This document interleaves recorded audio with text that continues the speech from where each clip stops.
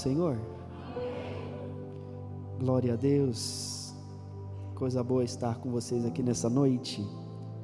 Quero louvar a Deus por essa oportunidade de poder servir essa igreja com a palavra de Deus. Quero agradecer ao pastor Isaías. Pastor, o senhor contou o meu segredo aqui, viu? É o Photoshop, pastor.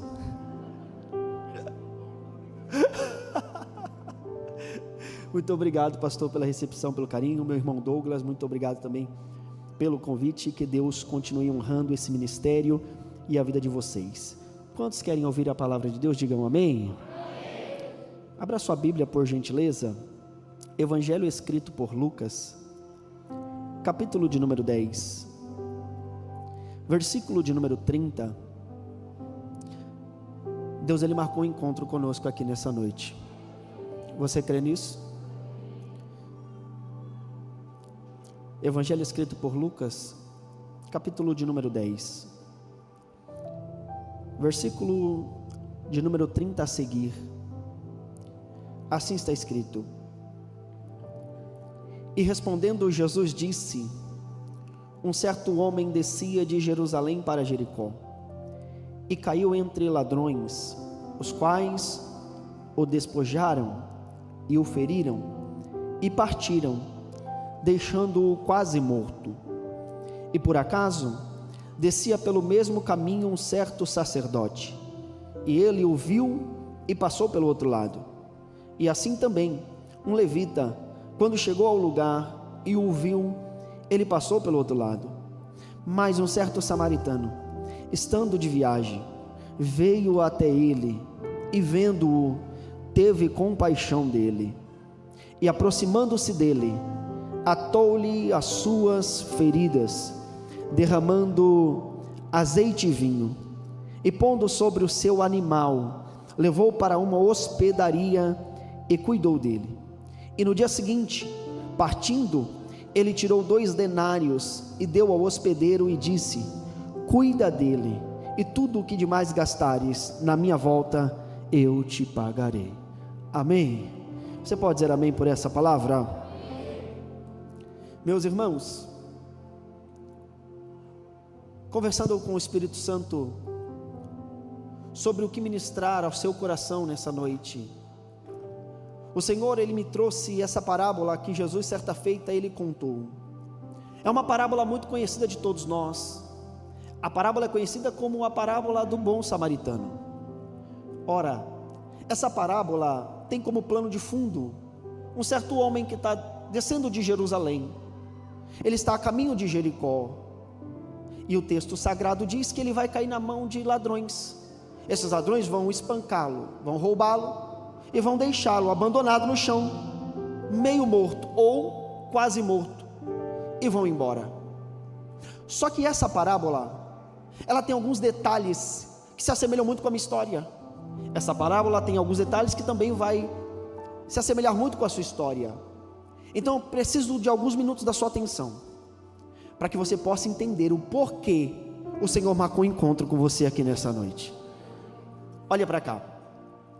A parábola diz que esse homem, que nós não sabemos o nome, ele está descendo de Jerusalém, e o destino dele é Jericó. Para quem conhece um pouquinho mais do contexto histórico, sabe que essa era a única estrada que ligava Jerusalém até Jericó, ou Jericó até Jerusalém. Naquela época, havia muitos sacerdotes e levitas que moravam em Jericó, e precisavam trilhar essa estrada para chegar até Jerusalém, para servir no templo e para adorar ao Senhor.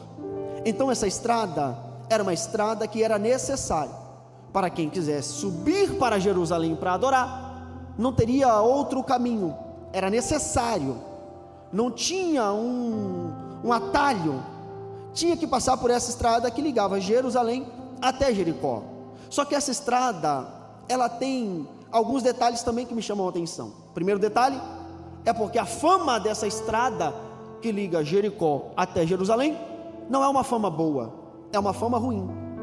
Jefferson, qual é a fama dessa estrada? Ela era conhecida como uma estrada sangrenta. Era uma estrada perigosa, porque todos sabiam que nessa estrada ficavam escondidos tanto os assassinos como os ladrões. Então quem tinha a necessidade de passar por essa estrada, já ia passar por ela sabendo que nela havia escondido, em alguns lugares, em pontos estratégicos, ladrões e assassinos. Só que o detalhe que me chama muito a atenção é que quem morava em Jericó e precisava ir para Jerusalém para adorar ao Senhor, ou que precisasse passar por essa estrada para fazer algum comércio, sabia que mesmo não tendo outro caminho, não tendo um atalho, iria passar por essa estrada conhecendo os riscos que essa estrada continha, porque nela tinha ladrões e nela tinha assassino. Então, o detalhe que me chamou muita atenção é que, se eu moro em Jericó, preciso subir para Jerusalém para adorar, mesmo conhecendo que essa estrada é uma estrada perigosa, mesmo sabendo que não tem atalho, se eu preciso subir para Jerusalém morando em Jericó, eu vou ter que passar por uma estrada que talvez eu não gostaria de passar por ela. Eu vou ter que assumir os riscos de caminhar por uma estrada que eu conheço a fama, que tem ladrões, tem assassinos, mas eu preciso acessar Jerusalém. E se eu preciso acessar Jerusalém, eu tenho que assumir o risco de passar por um lugar que eu não gostaria de passar. E o Espírito Santo, ele veio conversando com o meu coração, e ele veio me dizendo assim: você percebeu que assim como aqueles moradores de Jerusalém ou de Jericó, que precisavam passar por essa estrada, às vezes passavam por ela mesmo sem querer passar, na nossa vida é igualzinho, é do mesmo jeito. Eu não sei se você já percebeu, mas tem situações que você não gostaria de passar por ela. Se você pudesse, tudo que você gostaria que estivesse era um atalho. Só que tem um problema, e qual é? É que você não tem outra saída, tem que passar. Eu estou falando aqui para pessoas que estão passando por momentos que tudo que você gostaria não está passando por o que você está passando hoje. Tudo que você gostaria é que tivesse um atalho. Tudo que você gostaria é que você pudesse ter outra rota no GPS, só que no GPS de Deus não tinha outra rota, e você precisa passar, mesmo não querendo. Mas o Jefferson, passando por esse caminho, é um caminho que pode me fazer sofrer, mas infelizmente não tem atalho, você vai ter que passar. Jefferson, mas passando por esse caminho, é um caminho talvez que vai me fazer chorar, infelizmente não tem atalho, mesmo chorando você vai ter que passar. Jefferson, esse caminho talvez é um caminho que vai me machucar, infelizmente não tem outra saída, não tem um atalho, você vai ter que passar. Eu estou pregando para pessoas que você entende o que eu estou lhe dizendo. Está doendo, chorei muito essa semana, doeu bastante, só que saiba de uma coisa, você vai passar. Alguém levantou a mão aqui e está entendendo o que Deus está dizendo. Você não para nessa estrada, você vai, doendo ou não, você vai passar, chorando ou não, você vai passar. Deus trouxe você aqui nessa noite para lhe dizer: essa estrada é perigosa, você sabe qual é a fama dela, mas você vai passar por ela, vai passar por ela. Então olhe para cá. Quem morava em Jericó sabia que essa estrada era perigosa, só que tem um detalhe. Qual é o detalhe? É que é impossível, pastor Isaías, apenas uma pessoa passar por uma estrada, talvez durante a noite, durante a madrugada ou durante o dia. É impossível. Por mais que essa estrada seja uma estrada perigosa, ela era a única estrada que tinha. Então outras pessoas também passaram por lá. Quem concorda comigo, diga amém. Então a pergunta que eu fiz lendo esse texto é: por que justamente esse homem se tornou alvo desses ladrões? Se outras pessoas passaram por essa estrada, o que fez esses ladrões olhar para esse homem e entender que ele seria o alvo, que ele seria a vítima? Porque se outras pessoas passaram, qual é o critério desses ladrões de deixar alguns passar, pastor, e olhar para um e dizer assim: ó, ele vai se tornar o alvo? Qual é o critério? E aqui eu preciso que você entre comigo dentro de um pensamento. E qual é o pensamento? O ladrão, antes dele cometer o delito, o ladrão, antes dele fazer o assalto, todo ladrão ele faz uma análise antes de concluir aquilo que ele planejou concluir. Como assim? O ladrão ele não sai de casa com o pensamento: a primeira pessoa que passar na minha frente eu vou assaltar. Não faz isso. Ele faz uma análise, ele espera a vítima certa. E qual é a análise que o ladrão faz quando ele olha para uma vítima? Que faz ele entender se ele vai assaltar ou se ele vai deixar a pessoa passar. A análise é muito simples. Ele vai olhar para a vítima. Se ele é um ladrão de celular, ele vai ver o celular que a vítima está carregando. Se o ladrão de celular olha para a vítima e vê que o celular que ela está carregando é aquele celular que está com a tela rachada, todo quebrado, ele vai olhar e dizer assim: você é louco, não compensa. Ele deixa passar. Se ele é um ladrão de tênis, ele vai olhar para o tênis. Se o tênis está com a sola para baixo, a outra parte para cima e a meia aparecendo, ele vai olhar e vai dizer: você é louco, não compensa, e vai deixar passar. Se ele é um ladrão de carro, ele olha para o carro da vítima. Mateus, e se o carro for igual aquele carro dos Flintstones, sabe? Não tem nem assoalho, o carro está caidinho. O ladrão olha e faz o quê?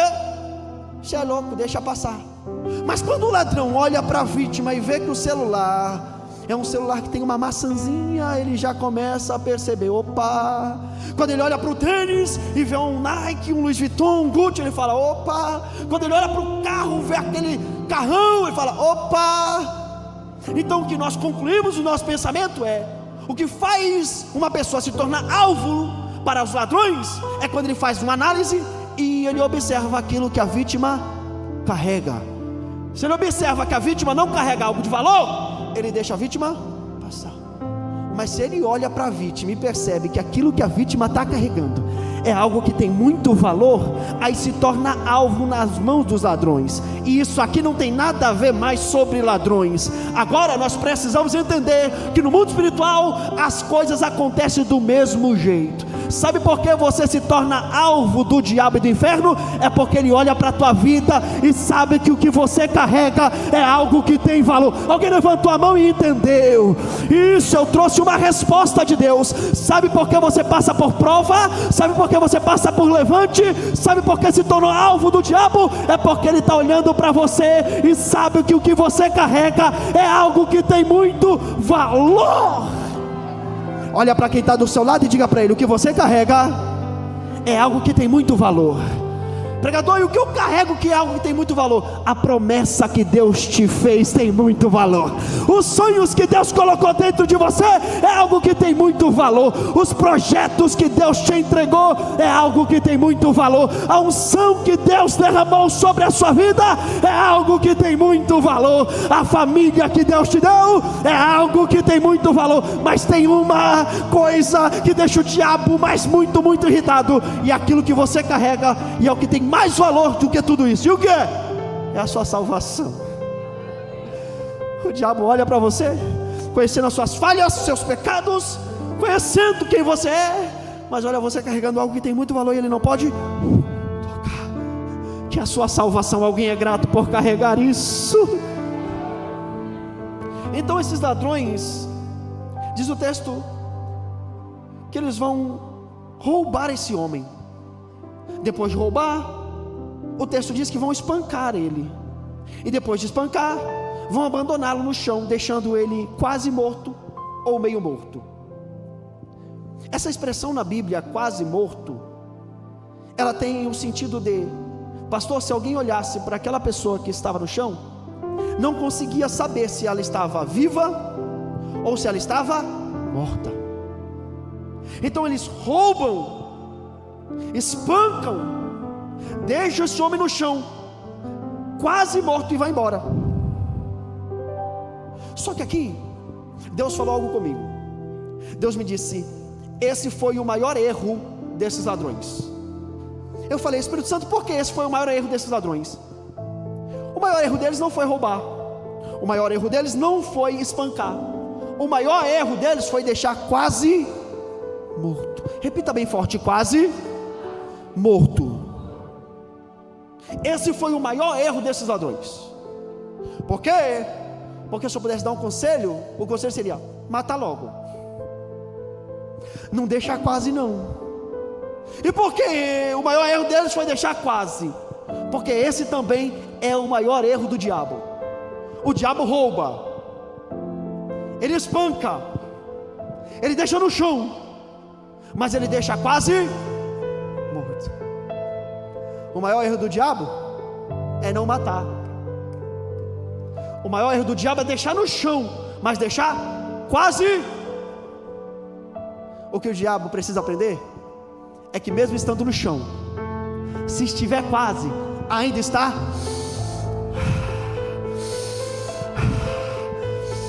respirando. E se estiver respirando, é o suficiente. Alguém levantou a mão e já entendeu. É o que Deus precisa para mudar a história da vida de alguém. Levanta as duas mãos, porque eu preciso liberar uma palavra sobre a tua vida. Eu sei que tem alguém na tua casa, eu sei que tem alguém na tua família, que o seu coração está preocupado porque não serve ao Senhor, porque não está aqui na ato junto com você. Mas assim diz o Senhor: se está respirando, é o suficiente para Deus mudar a história.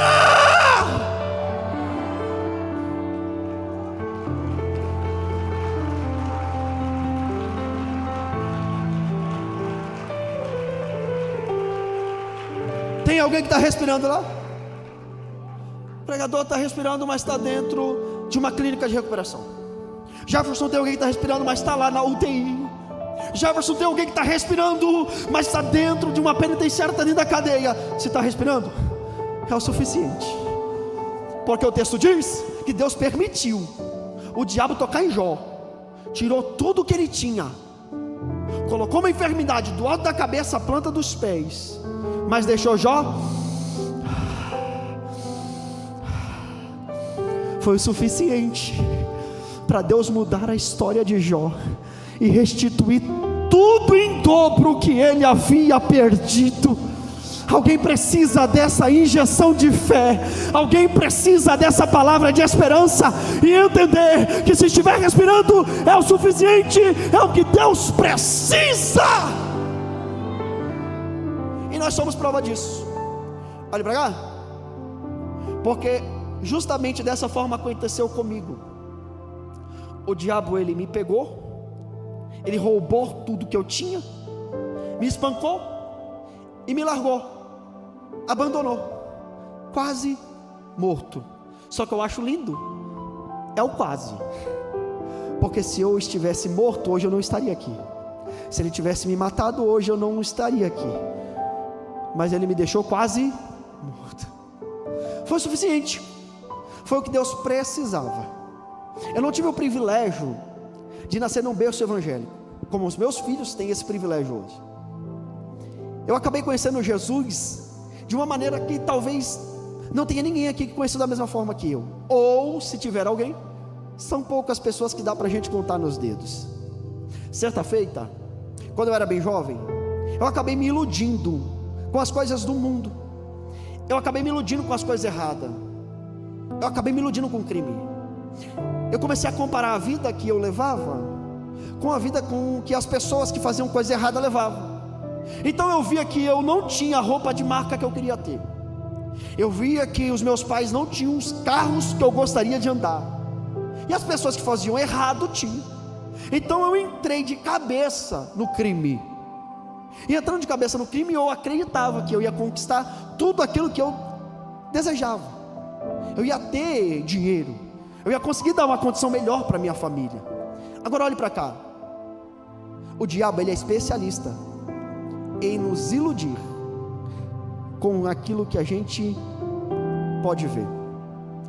Então, uma certa feita, eu já muito envolvido com as coisas erradas, teve um dia que minha mãe me chamou no quarto dela, pastor, ela é a minha irmã, e ela disse assim: filho, eu quero falar com você. Ela me chamou no quarto, ela se ajoelhou na minha frente, e ela disse assim: filho, a mãe não sabe o que você está fazendo, mas eu preciso te fazer um pedido. Seja lá o que for, a mãe pede para você parar. E ela começou a chorar muito. Ela chorando muito, eu com o coração duro, fechado. Eu olhei para ela e disse assim: mãe, eu não estou fazendo nada. Ela disse assim: filho, está todo mundo comentando. Eu falei: mãe, isso é coisa das pessoas que não tem o que fazer, e fica falando da minha vida, o coração fechado.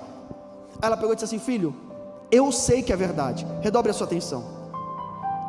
Porque ela disse assim: ó, essa noite a mãe teve um sonho, e no sonho a mãe viu você sendo preso dentro de um carro preto na porta de casa. Toma cuidado com o sonho de mãe. Esse negócio de sonho é sério. Não passou um mês, eu estou fugindo da polícia, pastor, e só tinha um caminho para fazer. Qual era o caminho? Entrar para a rua de casa. Quando entrei para a rua de casa, fugindo da força tática, eu ia parar justamente aonde? No portão da minha casa. Só não parei literalmente no portão de casa, porque tinha um carro na porta. Eu parei no portão do vizinho. Eu parei o carro, os policiais me abordaram, desci do carro, estava com coisa errada no carro. Só que naquela época eu não era cristão, eu não servia a Deus. Naquela época, pastor, eu era da Umbanda, eu andava com guia. Então eu estava ali e eu estava invocando aquilo que eu acreditava para cegar os policiais e não deixar eles visualizar aquilo que eu estava carregando de errado dentro do carro. Ô gente, o primeiro policial revistou o carro, não achou nada, estava na cara, senhor. O segundo revistou o carro, não achou nada, também estava na cara.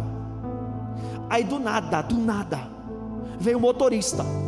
O motorista veio com a lanterninha dele, abriu a porta, abriu a sacola, olhou para os outros e disse: Steve, achei. Nisso ele me pegou, me colocou de frente para a parede, me algemou de joelho. A rua da minha casa ficou cheia. Daqui a pouco eu escutei uma voz que falou assim: posso falar com ele? Deixa eu falar com ele. Aí o policial respondeu assim: vai, mas vai rápido. Daqui a pouco se aproximou de mim assim, e aí me disse: filho, quando eu olhei era minha mãe. Eu esperava ela dizer assim: pastor, eu te avisei, você não me ouviu, não era para eu estar passando essa vergonha. Só que ela olhou para mim e disse assim: filho, eu fui falar: mãe, desculpa. Ela, e ela olhou no meu olho e ela disse assim: ó, a mãe te ama. Aquelas palavras para mim naquele momento foi como um bálsamo. Mesmo sabendo que eu estava sendo preso, aquela palavra foi assim: ó, eu não vou desistir de você. Eu preciso liberar essa palavra para o coração de alguém, e o Espírito Santo me impulsiona a liberar. Não desista de quem Deus não desistiu. Levanta a mão para receber essa palavra. Eu não sei para quem é, mas assim diz o Senhor: não é tempo de você desistir.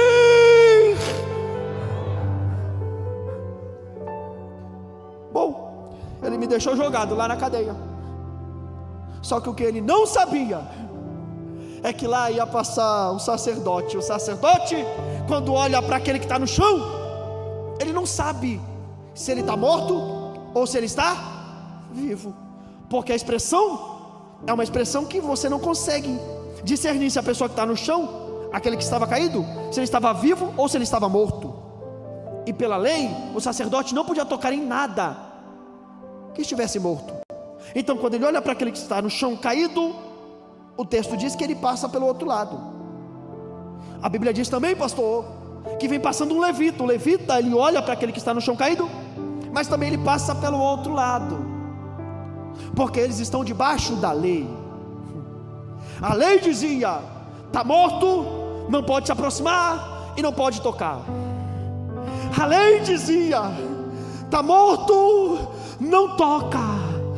Só que depois de passar o sacerdote e depois de passar o levita, vem o bom samaritano. E o bom samaritano ele não estava debaixo da lei. O bom samaritano, ele representa a graça. A graça é diferente. A graça, ela impulsiona. Está no chão, se aproxima. Está caído, pode se aproximar. Está morto, toca nele. Graças a Deus que nós estamos debaixo da graça de Deus.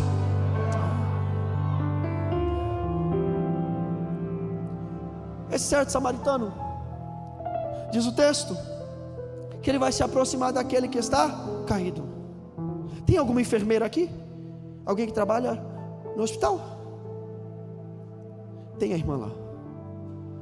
Pastor, a expressão quase morto, eu não sei se a pessoa está viva ou se ela está morta. Sim ou não? Sim. Se eu não consigo discernir se a pessoa está viva ou se ela está morta, como que eu vou conseguir saber, como que eu vou ter a certeza que ela morreu? É pelos sinais vitais, sim ou não? Sim. E como que eu consigo captar os sinais vitais de alguém que está no chão? É tocando no pulso, é chegando pertinho.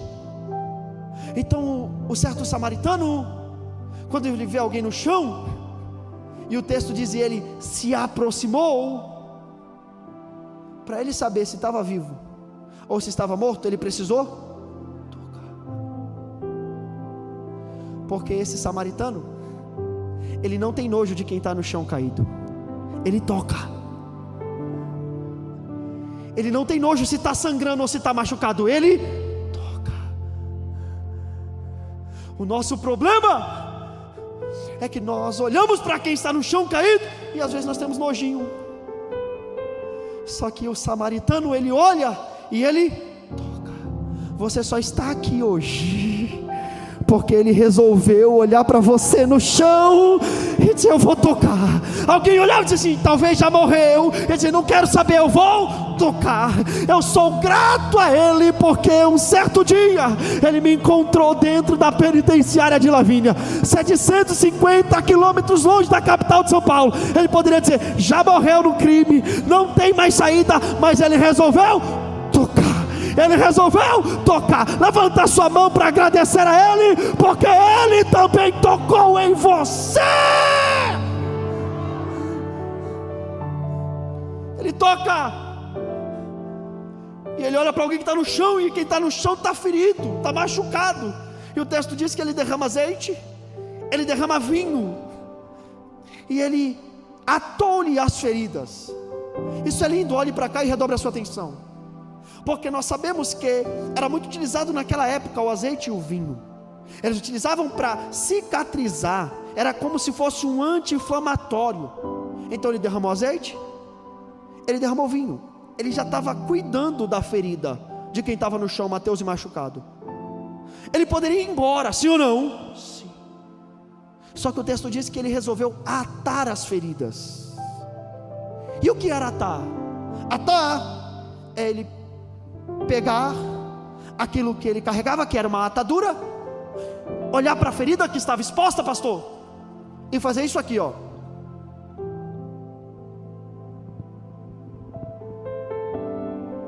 Porque se alguém passasse por aquele homem, olhasse para ele, ia perceber, sem a atadura, aonde estava a ferida. E ferida aberta, qualquer um pode perceber. É aonde mais tocam, são nas tuas. Mas por que tocam? É porque essas feridas estão abertas, elas estão expostas. E tudo que o diabo quer é que você continue caminhando com as suas feridas expostas, porque a qualquer hora, a qualquer momento, e quando ele quiser, ele vai lá e toca. Ele quer te parar, ele toca na ferida que está exposta. Mas esse certo samaritano, sabendo disso, ele olhou e disse assim, ó, eu não vou apenas derramar azeite, aleluia, e derramar vinho, e deixar você caminhando por aí com as feridas expostas. Eu vou atar as tuas feridas, porque se alguém olhar para você, vai entender que passou alguém por você, que cuidou de ti, e atou as tuas feridas. Levanta as tuas duas mãos, porque nessa noite, o encontro de Deus com você, não é apenas para tratar, mas para atar as tuas feridas, a partir de hoje, nunca mais ninguém vai tocar aonde dói. Alguém recebe essa palavra em nome de Jesus?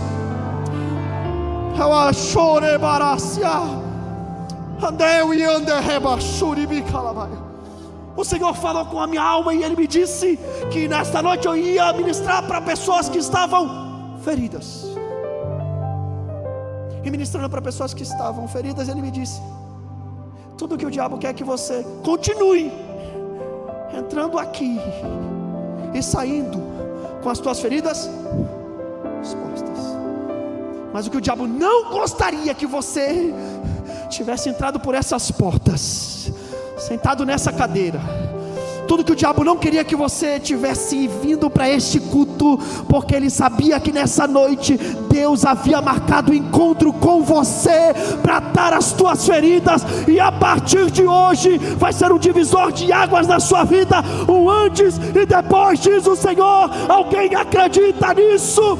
Em nome de Jesus. Chega de caminhar com essa ferida exposta do teu relacionamento. Chega de caminhar com essa ferida exposta dos traumas da tua infância. Chega de caminhar com essas feridas expostas dessa traição. Hoje o Senhor marcou um encontro para estar. E sabe o que eu acho lindo? É que Deus me disse: pastor, alguns irmãos nossos, a igreja num todo, ela está se perdendo, porque o que mais nós estamos vendo por aí são os nossos próprios irmãos, um tocando na ferida do... É ou não é? Esse não é o nosso propósito. Deus não nos levantou e não nos chamou para tocar na ferida de ninguém. Deus nos chamou para ser carregadores de atadura. Eu vou falar de novo. Deus te chamou para carregar a atadura. Encontrou alguém ferido, eu tenho atadura. Encontrou alguém caído, eu tenho atadura. Tem alguém aqui na Atos que carrega a atadura, que não tem nojo de se aproximar de quem se desviou, de quem está ferido. Deixa eu ver se tem alguém, deixa eu ver. Ele se aproxima, ele trata, ele ata as feridas, e o texto diz que ele coloca aquele homem no seu animal. Ele coloca aquele homem no seu animal. Isso me chamou muita atenção. Por quê? Pastor, se aquele homem tivesse força nas pernas, só acha que ele estaria no chão deitado? Eu acho que ele já estaria de pé, sim ou não? Se ele continuou no chão, é porque ele não tinha força para ficar de pé. A pergunta que eu fiz lendo esse texto foi: como que esse homem sai do chão e para, Mateus, no animal? Se ele tivesse força nas pernas para andar e subir no animal, ele não estaria no chão, sim ou não? Sim ou não? Então como que ele sai do chão e ele vai parar no animal? Só tem uma saída e uma resposta. Jefferson, como que esse homem saiu do chão e foi parar no animal? Vou te falar agora. É porque esse servo samaritano, ele fez isso aqui, ó.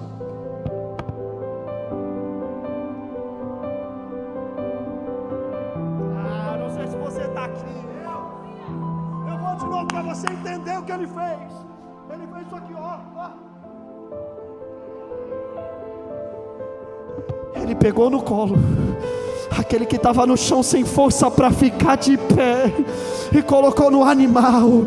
Da onde você tirou essa ideia? O texto diz que um pastor, ele tem 100 ovelhas.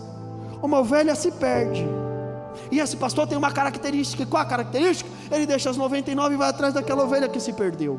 Indo atrás dessa ovelha que se perdeu, o texto diz que ele procura até encontrar. E quando ele encontra, ele pega essa ovelha, oh glória, coloca no seu ombro e leva até o rebanho. Os dois simbolizam, sabe quem? Jesus. Eu tive uma experiência com o Senhor, e essa experiência me marcou muito. E sempre que o Senhor me dá a oportunidade, eu conto. Como eu disse, eu conheci Jesus dentro da penitenciária de Lavínia. O Senhor me encontrou lá dentro. E depois que eu saí da penitenciária de Lavínia, eu fui para a penitenciária de Bauru. E lá eu comecei a ter oportunidades, porque ela tinha mais emprego para quem estava preso. E aí eu comecei a colocar o meu nome em todas as listas que eles dispunham para colocar o nome para trabalhar. Eu coloquei o meu nome na lista para trabalhar na rua. Eu coloquei meu nome na lista para trabalhar na cozinha. Eu coloquei meu nome na lista para trabalhar na faxina. E o único emprego que eles me deram foi para cuidar de ovelha. Eu cuidei de 42 ovelhas e um bode. Misericórdia, o bode, irmão, só Jesus. Ainda bem que aqui na Atos não tem bode, viu, pastor? Só lá onde eu congrego. Porque o bode é miserável, irmão. O bode você não pode dar as costas para ele, porque senão ele te... Agora olhe para cá. Cuidando dessas ovelhas, eu tive uma experiência muito incrível. E que experiência foi essa? Todas as vezes, pela manhã, eu e mais um responsável tirava essas ovelhas do redil, levava elas para pastar, pastor. Então de manhã, um ia na frente, o outro ia atrás, porque a ovelha é distraída, irmão. Qualquer coisinha a ovelha já sai do caminho. Então eu ia atrás só para não permitir que nenhuma ovelha viesse a sair do caminho. E aí, quando era de tarde, eu ia puxando o rebanho e ele ia atrás, só para não permitir que nenhuma ovelha viesse se desviar do caminho. Eu me senti um Moisés. Eu arrumei um cabo de vassoura e eu falava que era o meu cajado. Então todo dia era essa rotina, mas teve um certo dia que eu puxei o rebanho, e quando foi à tarde eu ia ficar só ali na contenção para ver se nenhuma ovelha se perder. O pastor que estava comigo puxou o rebanho, eu estou lá tranquilo com o meu cajado, e aí as ovelhas estão indo atrás dele. Só que eu percebi que teve uma ovelha, ela era novinha, ela tinha uns 3 meses, que ela estava acompanhando o rebanho, só que ela foi diminuindo a passada. Ela foi diminuindo, o caminhar dela foi diminuindo, até que chegou um momento que essa ovelha parou. Essa ovelha parou, eu com o meu cajado dei um totozinho nela assim, falei, bora, para ela andar, para ver se eu provocava ela, para ela voltar a andar. Só que do jeito que essa ovelha estava, ela ficou, ela olhou para mim, eu tentei por 3 vezes incomodar ela com o meu cajado, para ver se ela voltava a andar, e do jeito que essa ovelha estava, ela ficou. Irmãos, e lá nesse dia ia ser a minha primeira oportunidade, pastor, de dirigir um culto na penitenciária, irmão. Era batendo louvor no balde de lixo e no chão com a tampinha da garrafa, pregando no gogó, não tinha microfone, não tinha altar, não tinha nada. Agora lá na penitenciária de Bauru já tinha altar, já tinha microfone. Eu falei, Jesus, na primeira oportunidade. Então, eu olhando para essa ovelha, eu falei, eu não vou pegar essa ovelha no colo, porque eles não davam o recurso que nós necessitávamos para deixar ela bem cuidada. A ovelha estava fedendo muito, misericórdia. Então eu tentei cutucar ela para ela andar. Só que depois da 3ª vez que eu tentei insistir com ela para ela andar, eu escutei uma voz que me dizia assim, pega ela no colo. Na hora eu repreendi, porque ela estava fedida. Eu já estava pronto para ir para o culto, dirigir o culto. Eu falei, se eu pegar essa ovelha no colo, eu vou para o culto fedendo ovelha, como é? Não tem como. E lá você só anda de camiseta branca, calça bege. Imagina, a cor que ia chegar a camisa. Só que aí pela 2ª vez a voz falou comigo, pega ela no colo. Aí a ovelha conhece a voz do seu pastor. Eu já não repreendi mais, já veio um temor no meu coração. Só que eu ainda não tinha pego ela no colo. Aí pela 3ª vez a voz falou assim comigo, pega ela no colo agora, porque é isso que eu vou fazer com você. Quando você não aguentar ou não conseguir caminhar e acompanhar o meu rebanho, eu vou pegar você no colo e eu não vou deixar você para trás. Irmãos, isso é lindo, sim ou não? Eu peguei aquela ovelha no colo, abracei ela, pastor, saí caminhando com ela. Só que olhe para cá, cheguei no culto, contei isso lá, quando eu fui dirigir o culto, ganhei 5 almas para Jesus, oh glória a Deus. Tudo isso é muito lindo, mas nós aprendemos que aquilo que a gente prega, um dia a gente vai viver, é ou não é? Não tem saída. Então, quando eu vivi esse testemunho, isso para mim foi muito lindo, até o dia que eu precisei viver. Passou aproximadamente 7 anos, foi quando eu tive que viver esse testemunho. Eu nunca imaginei que eu ia ter que passar por isso, mas quando foi dia 23 de outubro de 2023, Jesus resolveu recolher a minha esposa, Ingrid. Minha esposa não tinha nenhuma enfermidade, pastor, mulher linda. Um dia anterior, ela tinha um sonho de conhecer os Estados Unidos, a Times Square. Nós estávamos lá no consulado, fazendo a digital. No outro dia era entrevista.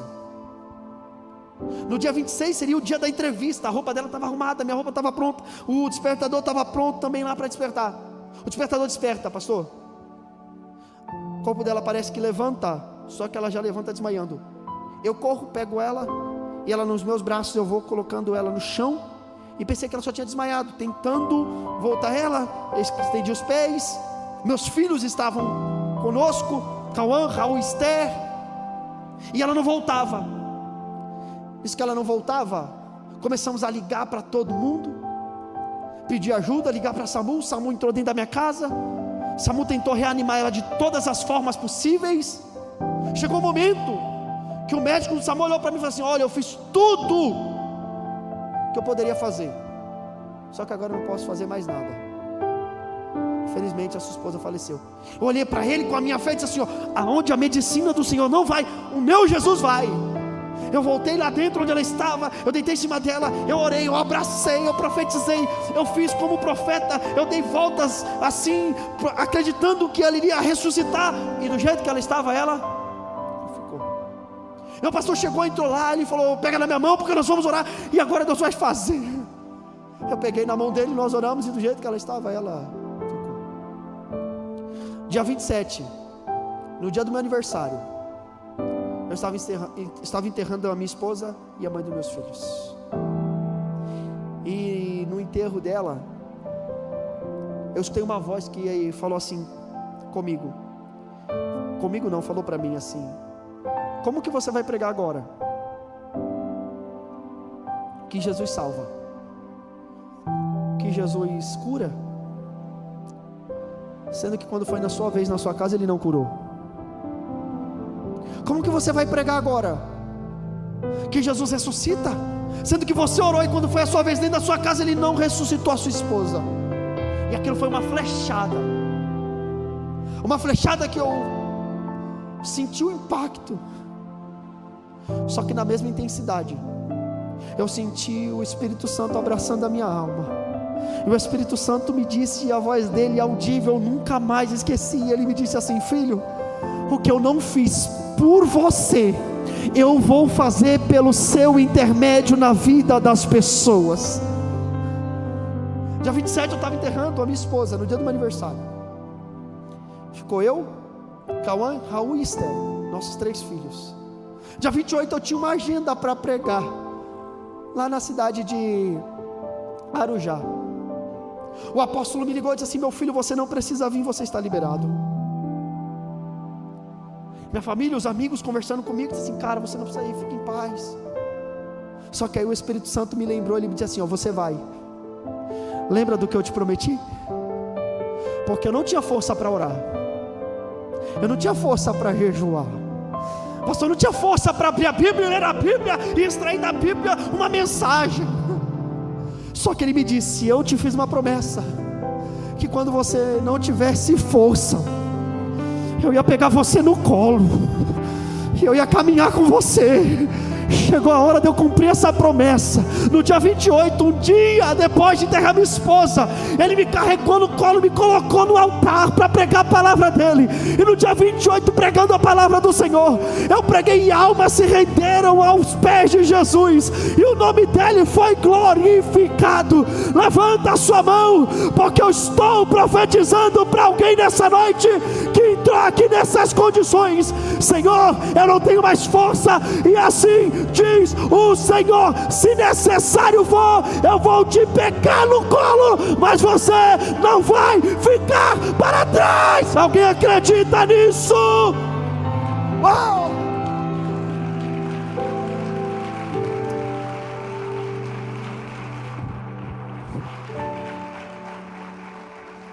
coloque de pé.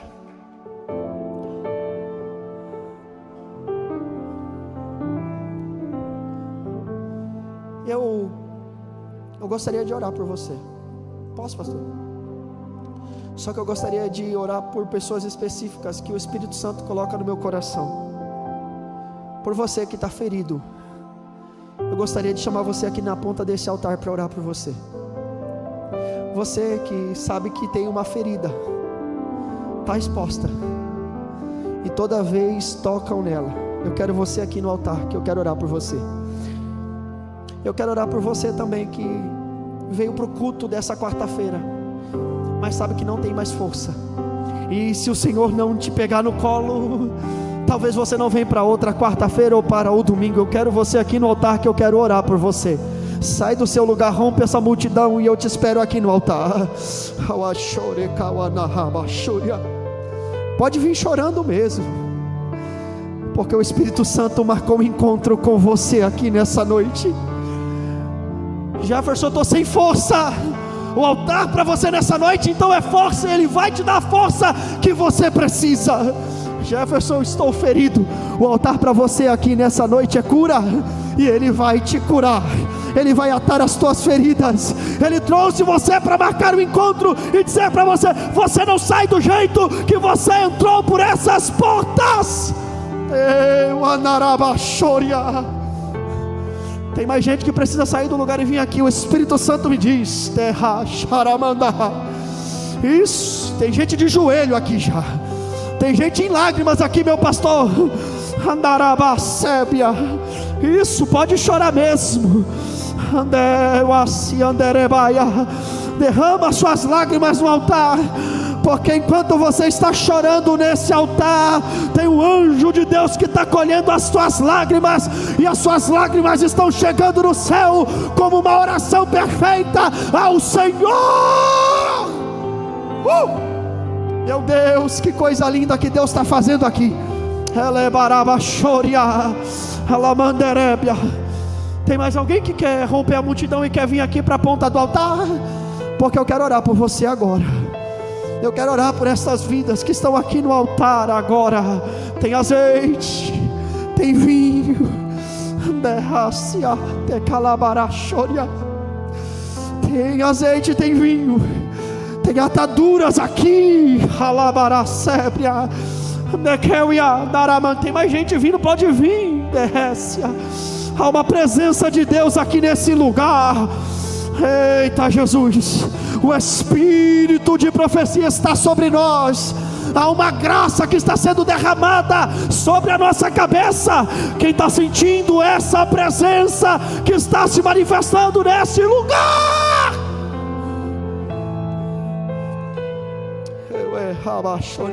Tem mais alguém? Se não tem, eu gostaria que você estendesse as suas mãos para cá. Isso, toda a igreja estende as mãos para cá, porque nós precisamos orar por essas vidas. Pode chorar. Isso, coloca para fora o choro que estava entalado. Pode chorar, pode se entregar. Pregador, é uma dor. Pregador, eu não sei nem como eu vim para o culto hoje, porque eu não tinha força na perna para caminhar. Foi o Espírito Santo que te trouxe. E o Espírito que te trouxe é aquele que vai pegar a tua mão, não vai te abandonar e vai continuar com você.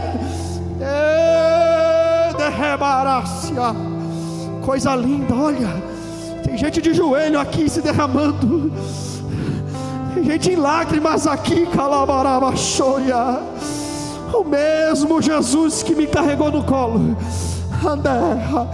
após a minha pior dor, após o meu pior processo, após a minha pior perca.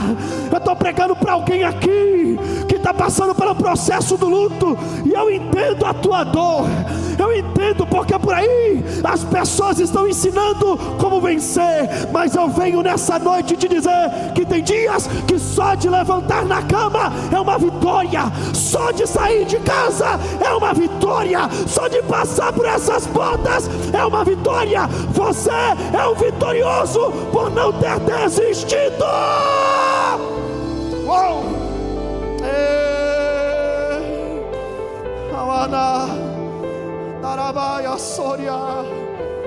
Isso.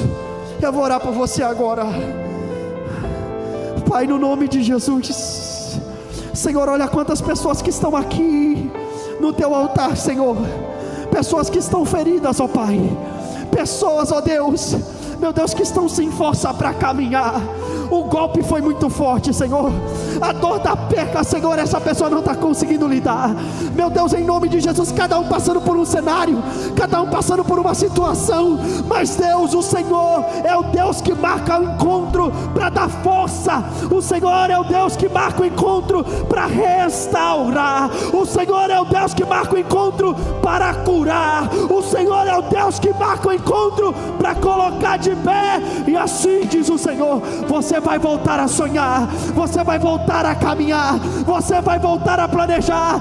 Esse não é o seu fim. O Senhor tem uma nova história, um novo tempo para a tua vida e para a tua família. Sinta o abraço de Deus, sinta o toque do Espírito Santo. Meu Deus, que coisa linda. Oh, Senhor, eu peço agora que o teu Espírito abrace essas almas, em nome de Jesus, em nome de Jesus, e em nome de Jesus. Tem alguém que veio aqui à frente, que está afastado do caminho do Senhor, e hoje precisa se reconciliar? Faz um sinal com a sua mão. Tem alguém aqui que nunca aceitou Jesus e hoje quer aceitar Jesus como o único e suficiente Salvador da sua vida? Faz um sinal com a sua mão, que eu quero orar por você. Jefferson, eu estava afastado, mas hoje eu quero me reconciliar. Ou eu nunca aceitei Jesus. Você pode estar aqui na frente ou aí atrás, mas hoje eu quero aceitar a Jesus. Tem alguém? Faz um sinal com a sua mão. Eu quero me reconciliar, ou eu quero aceitar Jesus hoje. Tem alguém? Tem alguém que estava afastado? Ou tem alguém que quer aceitar a Jesus? Se não tem ninguém, eu quero pedir que você dê um abraço nessa pessoa que está do teu lado aí. Isso, dê um abraço nele, dê um abraço nela, e diga para ele: a partir de hoje é um novo tempo, a partir de hoje é uma nova história. Isso, abraça ele. Mateus, abraça aqui. Isso, abraça, abraça, abraça. Dá um abraço nela. Isso, dá um abraço. Isso, é um novo tempo, é uma nova história, é um novo tempo. A partir de hoje você está curado, restaurado, a partir de agora. Quem acredita, aplauda bem forte.